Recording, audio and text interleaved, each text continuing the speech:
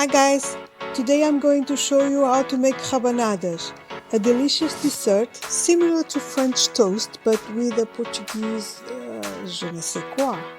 The ingredients are pretty easy to find everywhere.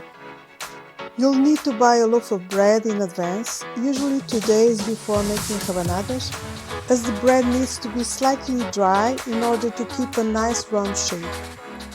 The outer layer of the bread should be soft, so don't use crispy bread. You should slice the bread with a reasonable size, not too thin, yet not too large either.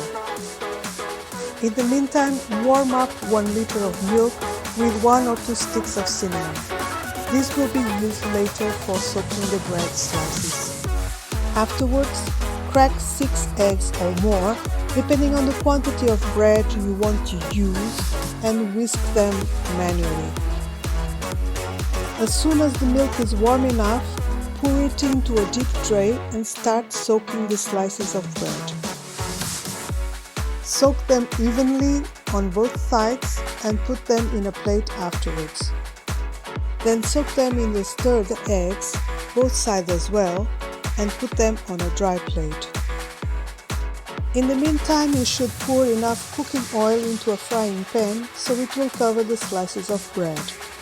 Once the oil has achieved the right temperature to fry, place the slices of bread inside the frying pan and reduce the amount of heat. In the meantime, let's prepare the sugar with cinnamon in a large cup. The proportion between sugar and cinnamon is up to your personal taste. I like with a lot of cinnamon, so I'm going to pour quite a bit and mix it with the sugar.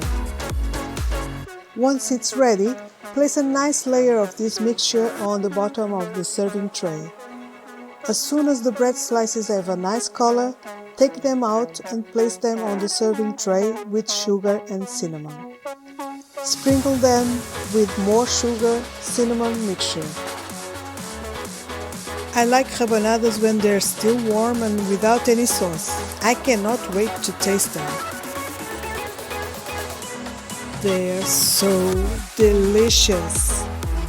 You can make the sauce by mixing 2 cups of water with 1 cup of sugar, 1 cinnamon stick and 1 lemon peel. Reduce this until it becomes syrup. That's it guys, I hope you enjoy rabanadas. Share your comments about this Portuguese dessert and don't forget to follow and like for more videos.